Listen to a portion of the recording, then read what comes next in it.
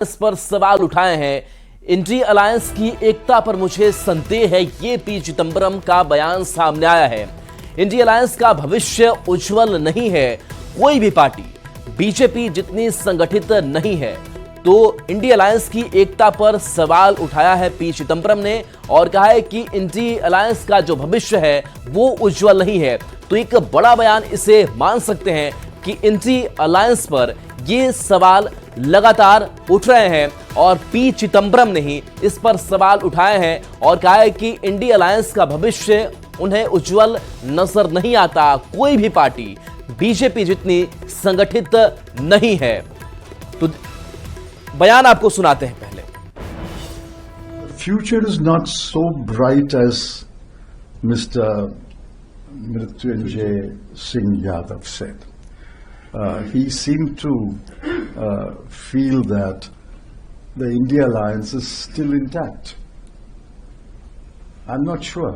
It's only Salman can answer because he was a part of the negotiating team for the India alliance.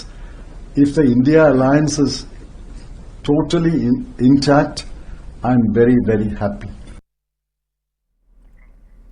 तो देखिए ये बयान हमने आपको सुनाया और कांग्रेस जो इंडी गठबंधन को लेकर के साथ चल रही है, इनका गठबंधन है, लेकिन कांग्रेस का अगर कोई वरिष्ठ नेता ये कहता है कि इंडी अलायंस का जो भविष्य है वो उज्जवल नहीं है और कोई भी पार्टी बीजेपी जितनी संगठित नहीं है, तो कहीं ना कहीं एक बड़ा जो सवाल है, यानी कि हो सकता है कि अंदर खाने की चीज पी चिदंबरम खुद समझ रहे हो, वो जान रहे हो कि कमजोरियां इंडी अलायंस की कहां है, किस तरीके के हैं, क्योंकि यह बयान सामने आना बेहद महत्वपूर्ण हो जाता है कि वरिष्ठ नेता पी चिदंबरम, कांग्रेस नेता जिन्होंने कई बड़ी जिम्मेदारियां निभाई है कांग्रेस के अंदर, और अगर वो सवाल उठाते हैं तो ये एक बड़ा कह सकते हैं कि सेटबैक भी है इंडी अलायंस के लिए।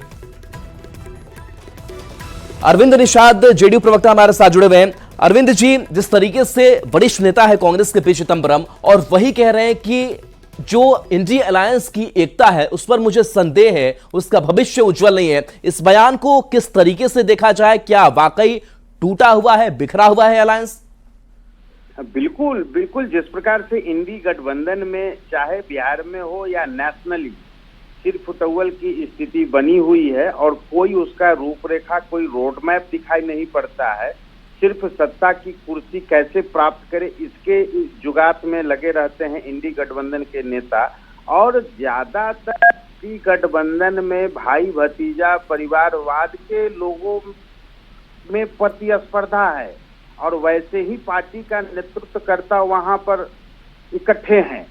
तो मैं समझ रहा हूं कि जिस प्रकार से इंडी गठबंधन में चाहे वो समाजवादी पार्टी हो, राष्ट्रीय जनता दल हो, चाहे वो एम.के. स्टालिन की पार्टी हो या अन्य जो भी ऐसी क्षेत्रीय पार्टियां हो, चाहे वो उद्धव ठाकरे की पार्टी हो, तमाम ऐसी पार्टी जो पारिवारिक विरासत को आगे बढ़ाते हुए, लीगेसी को आगे बढ़ाते हुए राजनीति कर रही है, तो उनको तो सिर्फ कुर्सी चाहिए, कुर्सी के अलावा और कुछ चाहिए नहीं।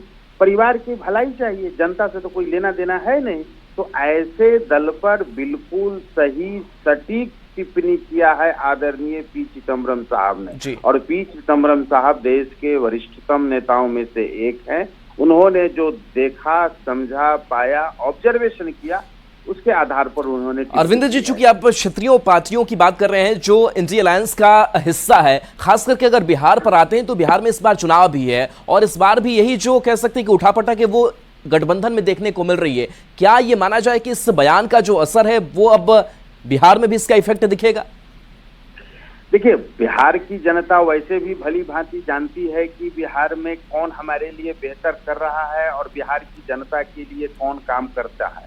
तो बिहार में जो इंडी गठबंधन में शामिल दलों के नेता या पार्टी हैं वो परिवारवादी राजनीति के प्रतीक के रूप में हैं उपस्थित, चाहे वो आरजेडी हो या कांग्रेस पार्टी हो या अन्य इंडी गठबंधन में शामिल दल हो। ये तमाम लोगों के चेहरा, चाल, चरित्र, चेहरा से। चलिए, बिल्कुल अरविंद जी आपके पास आएंगे। प्रभाकर मिश्रा भी बीजेपी प्रवक्ता हमारे साथ जुड़े हुए हैं। प्रभाकर जी, कोई भी पार्टी बीजेपी जितनी संगठित नहीं है, खुद कांग्रेस के वरिष्ठ नेता पी चिदंबरम कह रहे हैं, साथ ही अपने इंडी अलायंस पर ही वो सवाल उठा रहे हैं। किस तरीके से उनके बयान को आप देख रहे हैं? देखिए, देश का हर आम वो खास जानता है कि इंडी संगठन जो है, गठबंधन जो है, ठगों की जमात है। सबके अपने अपने स्वार्थ हैं। ऐसी स्थिति में यदि कांग्रेस के वरिष्ठ नेता पी चिदम्बरम जी इनके भविष्य के बारे में कहा तो क्या गलत कहा। इंडी का भविष्य पूरी तरह अंधकार में है। इसमें शामिल घटक दलों में मनमुटाव चरम पर है। रही बात भाजपा की, तो संख्या बल में अब विश्व की सबसे बड़ी कार्यकर्ताओं की पार्टी है, पूरी तरह संगठित है। चिदम्बरम साहब के मुख से यह बात निकली कि कोई भी पार्टी भाजपा जितनी संगठित नहीं है, आखिर सच्चाई को कोई कैसे छिपा सकता है।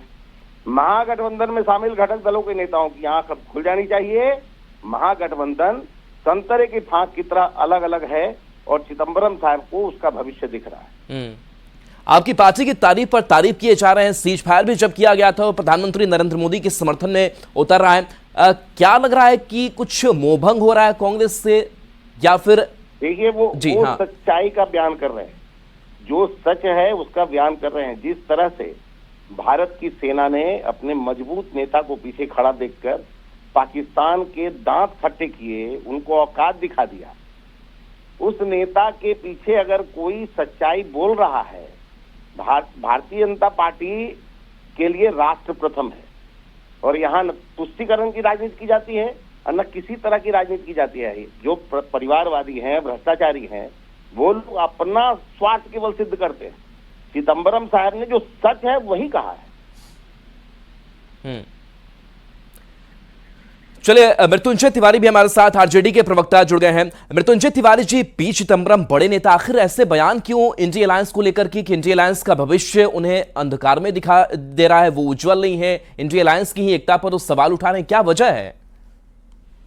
देखिए, अब वजह तो कांग्रेस पार्टी बताएगी या वो बताएंगे। और जब कोई इस तरह के बयान देने लगते हैं तो समझा जा सकता है कि उनका जो है दिल कहीं और दे बैठे हैं। दिल कहाँ दे बैठे हैं? बीजेपी की तारीफ कर रहे हैं पी चिदम्बरम। अब बीजेपी वही ना हम कह रहे हैं कि जब कोई चिदम्बरम जी जैसे सीनियर लीडर अगर इस तरह की बात बोल रहे हैं, पूरे देश की जनता इंडिया गठबंधन में अपना भविष्य देख रही है और जो अभी भद्द पीटी है केंद्र सरकार की वो सबके सामने है, देख ही रहे हैं। अब उन्होंने क्या बयान दिया इस पर कांग्रेस पार्टी बेहतर बताएगी, लेकिन ये तो स्पष्ट दिख रहा है कि उनका मन डोल रहा है, कहीं और ठिकाना ढूंढ रहे होंगे, तभी ना बीजेपी की तारीफ कर रहे हैं। मृत्युंजय जी, एक चीज ये भी देखने को मिल रहा है, जिस इंडी अलायंस पर सवाल खुद उठा रहे हैं पी चिदम्बरम साहब, जब भी राहुल गांधी बिहार पहुंच रहे हैं, कल भी पहुंचे थे, दरभंगा गए, पटना है, लेकिन तेजस्वी यादव से मुलाकात नहीं होती है। आखिर ये क्या वजह मानी जाए? देखिए, मुलाकात आप लोगों को पता है कि जब राहुल गांधी जी आए थे एक बार, तो पूरे परिवार से, आदरणीय लालू प्रसाद जी के पूरे परिवार से मिलने घर पर गए थे, सब लोग थे। अब हर बार सबका कार्यक्रम है, हमारा गठबंधन मजबूत है, इंटैक्ट है और महाविजय करेगा, हर बार मुलाकात हो ये संभव नहीं है। अब कार्यक्रम रहता है, अलग अलग कार्यक्रम रहता है, व्यस्तता रहती है, श्री तेजस्वी यादव जी की लेकिन बिहार में मजबूती के साथ तेजस्वी यादव जी की ओर जनता देख रही है और पूरे एकता बना करके इंडिया गठबंधन। लेकिन मृत्युंजय तिवारी जी, जिस आप एकजुटता की बात कर रहे हैं उसी एकता पर तो सवाल उठा रहे हैं और कह रहे हैं कि जो इंडी अलायंस की एकता है उस पर संदेह है पी चिदम्बरम को। पी चिदम्बरम साहब क्या बोल रहे हैं इसको छोड़ दीजिए, जनता क्या बोल रही है ये ना देखिए। उनको तो हमने कहा कि वो नया ठिकाना ढूंढ रहे होंगे तो बोल रहे हैं, अब उसके लिए क्या किया जाए? चलिए, आप एक बहाना दे रहे हैं, एक आप लाइन दे रहे हैं कि उनके पास हो सकता है कि कहीं और मोह हो गया हो, इस वजह से वो बयान दे रहे हैं, लेकिन राहुल गांधी आखिर क्यों आपके नजदीक नहीं दिखते हैं, तेजस्वी के नजदीक क्यों नहीं दिखते हैं? कौन कह रहा है नहीं दिखते हैं? यहाँ हाथ और गले नहीं मिला है, दिल मिला है। यहाँ जो है सत्ता के लिए नहीं, जनता की चिंता है। श्री तेजस्वी यादव जी लगातार आप देख रहे हैं जी, बिहार की भलाई की बात कर रहे हैं, इसी की लड़ाई लड़ रहे हैं। बिहार की जनता ने तेजस्वी जी के 17 महीने के कामों को देखा है उनको भरोसा और विश्वास है 20 वर्षों से। चलिए बिल्कुल मृत्युंजय जी, भरोसा और विश्वास की आप बात कर रहे हैं, लेकिन एक बड़ा सवाल आप ही के अलायंस पर पी चिदम्बरम ने उठा दिया है। बहुत बहुत शुक्रिया प्रभाकर जी, अरविंद निषाद जी और मृत्युंजय जी अपनी प्रतिक्रिया देने के लिए, अपने बात रखने के लिए। तो देखिए, इधर पूर्व केंद्रीय मंत्री और कांग्रेस के बड़े नेता सलमान खुर्शीद ने कहा है कि इंडी अलायंस को कैसे मजबूत करना है, इस पर रणनीति बनाने की जरूरत है, क्योंकि गठबंधन का भविष्य अच्छा होगा तभी अपना भी भविष्य अच्छा होगा। खुर्शीद ने कहा कि मौजूदा राजनीति में गठबंधन बेहद जरूरी है। अलायंस को और मजबूत कर सकते हैं, इस पर हमको अभी सोचने की आवश्यकता है। हमारा संदेश यहाँ से ये है कि अलायंस नेसेसरी है, अलायंस हमारे लिए इम्पोर्टेंट है, आवश्यकता अलायंस की है, लेकिन अलायंस हो तो एक अच्छा अलायंस हो, वो कैसे संभव है इस पे काम करने की आवश्यकता है। अपना फ्यूचर अगर होना है तो अलायंस का फ्यूचर होना है, और अलायंस का फ्यूचर होगा तो अपना फ्यूचर होगा, ये बड़ी बात स्पष्ट है। और बढ़ेंगे आगे, आज भुज एयरबेस जाएंगे रक्षा मंत्री, जवानों से रक्षा मंत्री राजनाथ सिंह मिलेंगे। ऑपरेशन सिंदूर के बाद पहला ये भुज दौरा होगा, जवानों का हौसला रक्षा मंत्री बढ़ाएंगे। तो इससे पहले भी रक्षा मंत्री जवानों से मिल चुके हैं और आज भुज एयरबेस रक्षा मंत्री जाएंगे। इससे पहले भी जो दूसरा एयरबेस है वहां पर रक्षा मंत्री पहुंचे थे, जवानों से मुलाकात उन्होंने की थी और तस्वीर भी सामने आई थी। और रक्षा मंत्री राजनाथ सिंह ऑपरेशन सिंदूर के बाद पहला ये भुज दौरे पर होंगे, जहां जवानों के वो बीच होंगे और हौसला बढ़ाएंगे। देखिए, ऑपरेशन सिंदूर में कह सकते हैं कि अलग अलग जो विंग से सेनाओं की उन्होंने अपनी जो वीरता है, शौर्य है, वो दिखाया। और ऐसे में जरूरी हो जाता है कि कैसे रक्षा मंत्री भी इन जवानों के बीच जाते हैं और उनका हौसला अफजाई करते हैं, उनका हौसला बढ़ाते हैं। और जाहिर सी बात है कि बुस्टअप भी ये जवान होंगे, क्योंकि उन्हें भी ये समझ में आएगा कि किस तरीके से जो निर्णय सरकार ले रही है और उसको सेना ने अंजाम भी दिया है, तो एक उनका भी एक उत्साहवर्धन होगा। तो ये जो एयरबेस से यहां पर पहुंचना भी बेहद महत्वपूर्ण हो जाता है। तो भुज एयरबेस रक्षा मंत्री जाएंगे, जहां जवानों से मुलाकात करेंगे। और देखिए, लंदन में नीरव मोदी को कोर्ट से बड़ा झटका लगा है। लंदन कोर्ट ने नीरव मोदी की जमानत याचिका खारिज कर दी है। भारत सरकार ने नीरव मोदी को भगोड़ा घोषित किया है। नीरव मोदी मार्च 2019 से लंदन की जेल में बंद है। नीरव मोदी पर 13,000 करोड़ के घोटाले का आरोप है। और बड़ी खबर मुजफ्फरपुर से है, जहां बेखौफ अपराधियों ने एक बार फिर अंधाधुंध फायरिंग करते हुए पैक्स अध्यक्ष के बेटे की गोली मारकर हत्या कर दी है। वहीं एक अन्य व्यक्ति को भी गोली मारी गई है, जिसकी हालत गंभीर है और निजी अस्पताल में इलाज चल रहा है। घटना सदर थाना क्षेत्र के पताही जगन्नाथ एलपी शाही कॉलेज के निकट की है। बदमाशों ने पताही जगन्नाथ के रहने वाले समाजसेवी संजय चौधरी को गोली मार दी। संजय की मां पताही की पैक्स अध्यक्ष हैं, वहीं संजय की पत्नी पंचायत समिति सदस्य भी हैं। घटना के बाद इलाके में हड़कंप मच गया है। मौके पर कई थानों की पुलिस और खुद सिटी और एसएसपी भी पहुंचे हैं। बता दें कि करीब 2 महीना पहले ही इसी परिवार के एक अन्य व्यक्ति की अपराधियों ने गोली मारकर हत्या कर दी थी। एक ही परिवार में 2 हत्या की घटना से परिवार के लोग पुलिस से बेहद नाराज हैं।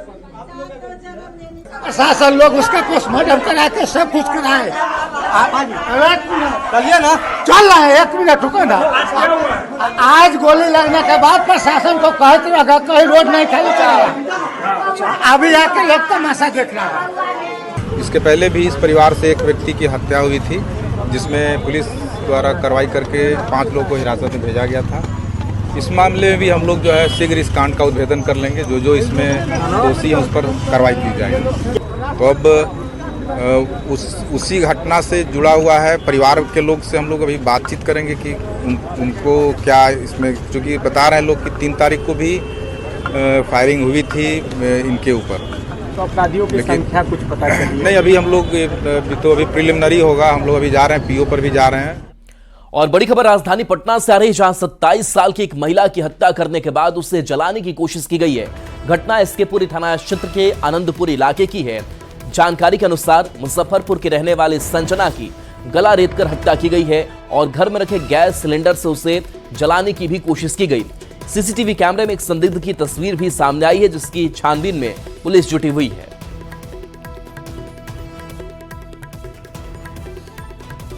तो ये तस्वीर आपको दिखा रहे हैं उस संदिग्ध की जो सीसीटीवी में कैद हुआ है, और इस संदिग्ध के बारे में भी तलाश लगातार पुलिस की तरफ से की जा रही है। मुजफ्फरपुर की रहने वाली महिला, जिसकी हत्या की गई और उसको जलाने की भी कोशिश हत्या के बाद से की गई।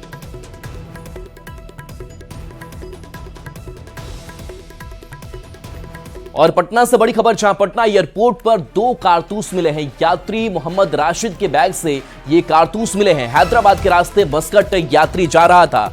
पटना एयरपोर्ट थाने में एफआईआर दर्ज की गई है। पूछताछ के बाद मोहम्मद राशिद गिरफ्तार किया गया। मस्कट में एक निजी कंपनी में यह मजदूर बताया जा रहा है जो हैदराबाद के रास्ते मस्कट जा रहा था। पटना एयरपोर्ट पर 2 कारतूस मिले।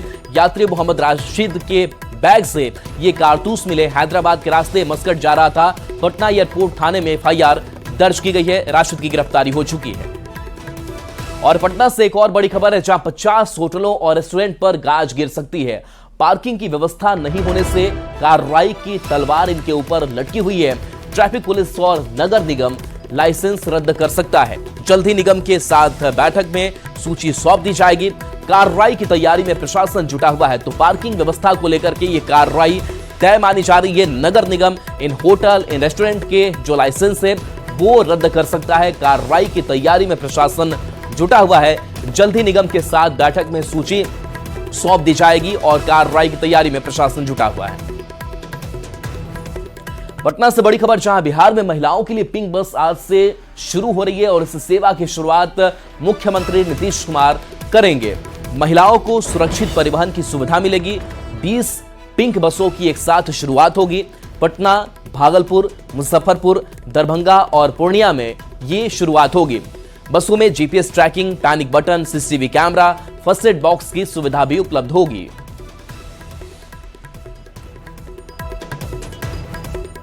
तो देखिए, महिला को सुरक्षित परिवहन की सुविधा कैसे दी जाए, इसकी शुरुआत आज मुख्यमंत्री करने वाले हैं। कुछ शहर, कुछ जिले जहां पर पहले दौर की यह सुविधा शुरू हो रही है, इसके बाद से माना जा रहा है कि कुछ और भी शहरों में इसका विस्तार किया जाएगा।